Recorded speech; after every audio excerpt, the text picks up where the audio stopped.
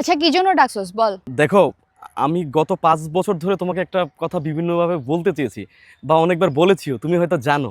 কি কথা? ওই যে 2 বছর আগে যে কথার জন্য তোমার বাবা আমাকে উদুম মার দিছিল, তারপরে তুমি এসে আমার কাটা গায়ে মলম লাগাইছিলা। আমার মনে পড়তেছে না। মনে পড়ছে না? না তো। আচ্ছা, ওইটা মনে আছে? ওই যে ক্লাস 10-এ তোমার বইয়ের মধ্যে আমি একটা চিরকুট লিখে দিছিলাম, পরে তোমার মা ওই চিরকুটটা নিয়ে আমার বাবারে দিছিল। সেটা দেখে আবার আমার বাবা আমাকে ন্যাংটা কইরা বেতার বাইরে দিছিল। 2 দিন ধরে আমি ব্যথার জন্য ঠিকমতো বসতে পারি নাই। আসলে অনেক আগের কথা তো ভুলে গেছি। এইটাও ভুলে গেছো? আচ্ছা, লাস্ট ওয়ান। কোনো লাস্ট ওয়ানের দরকার নাই, কি বলতে চাস সরাসরি বল। সরাসরি বলবো? হ্যাঁ বল। I love you. কি? I love you. বুঝি নাই। আমি তোমাকে ভালোবাসি। তোর মাথা ঠিক আছে? আমি তোকে কখনো এমন চোখে দেখি নাই। ছি। ছি মানে? ছি মানে ছি।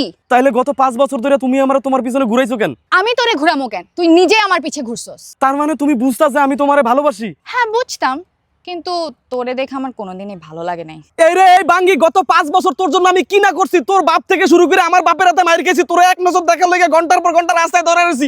তুই যখন ডাকছস তখন কুত্তার মতো দৌড়ে চলে এসি, হাত খাইটা তোর নাম লেখছি, 24 ঘন্টা তোরে বডিগার্ডের মতো পাহারা দিছি। আর তুই গত 5 বছর ধরে আমার মূলা দেখে ঝুলে রাখছস।